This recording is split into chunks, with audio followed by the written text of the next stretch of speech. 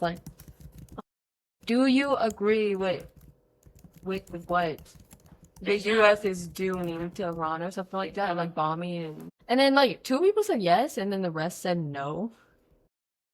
What did you say? I said no Why'd you say no? because they're like attacking. Like it's not just like I get it if it's like beef between presidents, but they're also attacking innocent civilians and people that had nothing to do with the war that's going on. Because I believe like U.S. like bombed like a elementary school or an all girls school or something like that, and I'm like, what did they do? Like, what does they have to do personally? Like they're just kids. They didn't do anything, and then they lost their lives with stupid. I just didn't like it. So that's what I told her. And then the yes, one person that said yes is like it stopped Iran from like developing a nuclear weapon or something like that. And then the other person said most people didn't even like the president in Iran and there was a lot of protests and stuff like that. So she just thinks that Trump just got rid of an issue.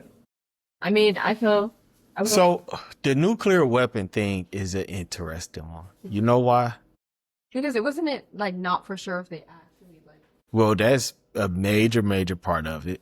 Is that since I was you all's age, weapons of mass destruction was used to say we need to go to war with other countries.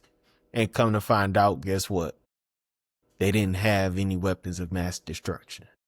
And so we waged this whole big old war against countries because of these weapons that the countries didn't even have. And you all probably don't remember sitting here, but last summer we dropped these huge bombs on Iran.